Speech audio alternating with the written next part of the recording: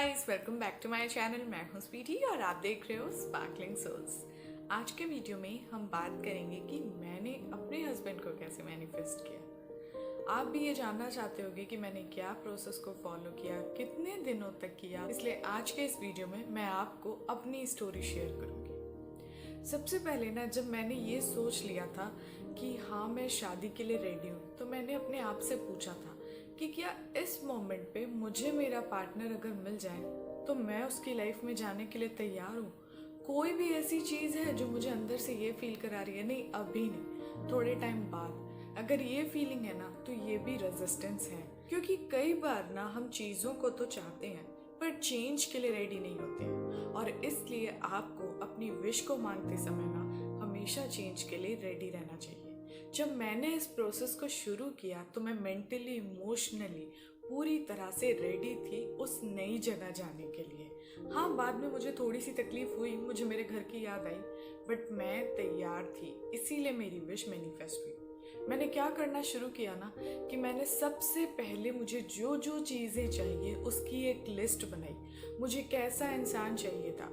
मुझे सबसे ज़्यादा साफ रहने वाला इंसान चाहिए था, जो साफ से घर को रखे, बहुत शांत हो मेंटली, और गुस्सा ना करता हो, तेज ना कहता हो, बहुत ज़्यादा ज़ोर से चीख कर ना बोलता हो। ये सारी चीज़ें मुझे बिल्कुल नहीं चाहिए थी। तो मैंने उसके अपोजिट चीज़ें लिखी कि मेरा पार्टनर बहुत ज़्यादा शांत है, बहुत सॉफ्ट स्पोकन है, बहुत अच्छे से बात करता है, उसे घर का काम आता है। इस तरह से हर एक छोटी छोटी चीज़ें मैंने अपने पार्टनर के बारे में लिखी। मैंने ये लिखा कि वो बहुत ज़्यादा कॉन्फिडेंट इंसान है, अपनी लाइफ में अच्छा कर रहा है, सबका ख्याल रख रहा है, अपने परिवार के लोगों को भी वही रिस्पेक्ट दे रहा है जो वो अपने आप को दे रहा है। इस तरह से बहुत सारी चीज़ें लिखी। मुझे याद भी नहीं है कि मैंने कितने पेजेस भर दिए थे।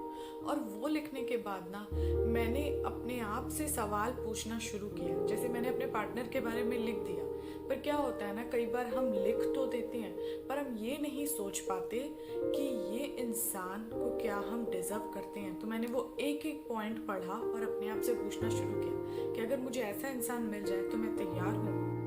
क्या कोई रेजिस्टेंस है जैसे मुझे रोक रहा है। जैसे सपोज मान लीजिए आप अपने आप को सुंदर नहीं समझते, पर आप मांग रहे हैं कि आपको बहुत सुंदर सा पार्टनर मिल जाए, मतलब गुड लुकिंग, हैंडसम या ब्यूटीफुल सी लड़की कोई मिल जाए। पर आप जाने अनजाने ना अपने मन में ये सोच रहे हैं कि अरे मैं तो सुंदर नहीं हूँ, मुझे अच्छा पार्टनर कैसे मिलेगा, मुझे इतना गुड लुकिंग पार्टनर नहीं मिल सकता। इस तरह का कोई रेजिस्टेंस तो नहीं है। अगर ये रेजिस्टेंस है ना, तो समझिए कि जो विश आप मांग रहे हो ना, आप उसके साथ अलाइन नहीं। मैंने वो सारे पॉइंट्स को पढ़ा और अपने आप से ये बोला कि यस, मैं इस इंसान के लिए तैयार हूँ।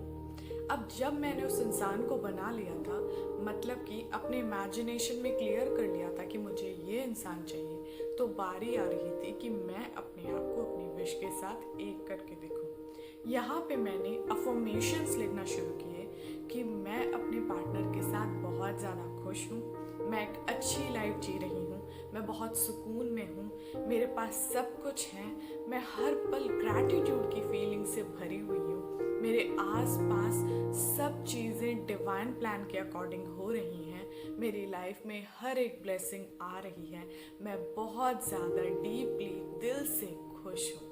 ये सारे अफर्मेशन को ना मैं फील करने लगी। ना मेरी लाइफ में कोई लड़का था, ना मेरी शादी की बात किसी से हो रही थी, पर मैं फील कर रही थी कि मुझे ऐसा हस्बैंड मिल चुका है और मैं इसके साथ बहुत ज़्यादा खुश हूँ। अब मैं जो प्रोसेस को फॉलो कर रही थी ना, उसका रिजल्ट मेरी लाइफ में दिखना शुरू हो गया। मुझे रिश्ते आने लग गए, मैं लड़कों से बात करने लगी शादी के लिए, जो मेरे पेरेंट्स मुझे देते थे। अब मैं जिससे भी बात करती थी ना, एक कॉल के बाद मुझे ये फील हो जाता था कि मुझे इससे बात करने के बाद अच्छी फीलिंग नहीं आ रही। बहुत अच्छी बातचीत होती थी, पर मैं अपने आप से सवाल पूछती थी, उस फीलिंग को फील करती थी कि क्या मैंने जो अपने जर्नल में लिखा है उसके साथ ये इंसान अलाइन हो रहा है। तो मेरा आंसर दिल से यही आता था कि नो, ये वो इंसान नहीं है। और उसके बाद मैं उस इंसान से बात नहीं करती थी, क्योंकि मैं अपनी फीलिंग को महसूस कर रही थी। मैं वो जो अफर्मेशन में उन बातों को फील करती थी ना, उसी एनर्जी के साथ मैंने अपने आप को एक कर लिया था। अब बारी आती है नितिन से बात करने की। नितिन से भी मैं वैसे ही बात कर रही थी जैसे मैं बाकी और लोगों से तब तक करते आ रही थी। जब मेरी बात नितिन से, जो कि मेरे अभी हस्बैंड है, उनसे होना शुरू हुई, तो मुझे यही फीलिंग आई पहली बार बात करके कि हाँ अब तक तो सब ठीक है, देखते हैं मुझे नेक्स्ट कॉल में तो कुछ फील नहीं होता है। मतलब कि जब मैं इनसे अगली बार बात करती हूँ तो मुझे एक अनकंफर्टेबल सी फीलिंग तो नहीं आती, अगर आएगी तो मैं इन्हें नो बोल दूँगी। अगली कॉल पे भी हम बात करते हैं, फिर भी मुझे ऐसा कुछ फील नहीं होता है, तो मैं अपने आप को थोड़ा और टाइम देती हूँ और ज़्यादा डाउट करती हूँ। मैं सोचती हूँ चलो अगली कॉल पे देख लेते हैं। ऐसे करते करते महीने बीत जाते हैं और लास्ट में हम दोनों डिसाइड करते हैं कि ठीक है, हम एक दूसरे के साथ शादी कर लेंगे और हमारी शादी हो जाती है। और हाँ, मैं आपसे ये बात कहना चाहती हूँ कि मैंने अपनी शादी को मैनिफेस्ट करने के लिए बिल्कुल ये फील नहीं किया था कि मुझे इसी इंसान से शादी करनी है, ऐसा ही इंसान चाहिए, यही चाहिए तो होगा, शायद मेरी विश में यही है। मैंने ऐसा किसी भी इंसान को देख के फील नहीं किया। जो चीज़ें जो लोग आ रहे थे, अगर उनके साथ मुझे वो फीलिंग फील नहीं होती थी जो मैं अपने अफर्मेशन में फील होती थी ना, तो मैं समझ जाती थी कि ये मेरा रास्ता नहीं है, ये किसी और की विश है। और ऐसे ही आपको फील करना है। अगर आपकी रियलिटी में ना चीज़ें कनेक्ट नहीं हो तो समझ जाइए कि वो चीज़ें आपकी नहीं है, क्योंकि जो आपका होगा वो आपको मिल के रहेगा।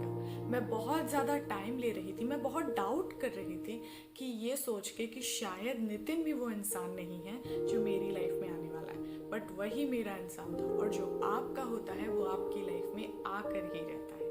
इस तरह से मैंने अपने हस्बैंड को मैनिफेस्ट किया।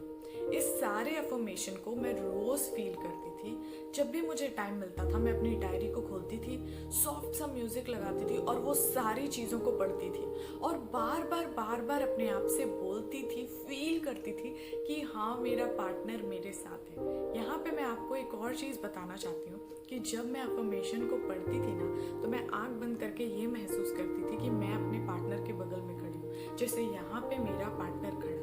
वो एक फीलिंग आपको आ जाती है जब आप उस अफर्मेशन को बोलते हो।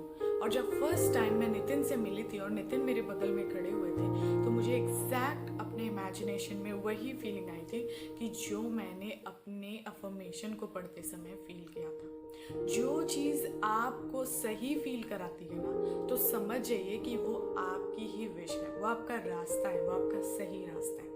ऐसे ही बहुत सारे प्रोसेस को मैंने फॉलो किया। अफर्मेशंस तो किए ही, मैंने मेडिटेशन रोज़ किया। रोज़ 1 घंटे मैंने मेडिटेशन किया ताकि मैं अपने प्रोसेस के दौरान पूरी तरह से पॉजिटिव रहूं। और तीसरी चीज़, मैं बहुत ज़्यादा खुश रहती थी। मैं अपने प्रोसेस को करके उठने के बाद ना बिल्कुल भी उसके बारे में नहीं सोचती थी। मतलब ऐसे जैसे मेरी चीज़ें मुझे ऑलरेडी मिल गई है तो मैं कैसा फील करती हूँ। आप किसी चीज़ को मांग रहे हो, अगर वो चीज़ें आपको मिल जाए तो क्या आप उन चीज़ों के बारे में सोचोगे? एग्जैक्टली मैंने वैसा ही फॉलो करना शुरू किया। मैं ज़्यादा टाइम खुश रहती थी, अपने ऊपर ध्यान देती थी, वीडियोस बनाती थी, अच्छे अच्छे टॉपिक सोचती थी और नई नई ऐसी चीज़ों के बारे में सोचती थी ना जो मुझे मेरी स्पिरिचुअलिटी से कनेक्ट करे। और मैंने जो 1 घंटे मेडिटेशन किया था वो ब्रेथ वर्क था, मतलब सांसों पे ध्यान देने वाला मेडिटेशन मैंने किया था। और अगर आप बहुत खुश होके पावरफुली अपनी विश को फील करके जो भी प्रोसेस को फॉलो करते हो ना, तो समझ जाइए कि आपकी विश आपकी लाइफ में आना पक्का है। आपकी चीज़ें ना आपकी लाइफ में ज़रूर आएंगी, आपको आपकी चीज़ें मिल के रहेंगी। सो गाइज, अब हम मिलते हैं नेक्स्ट वाले वीडियो में। तब तक आप अपना ध्यान रखिए और खुश रहिए। Bye bye.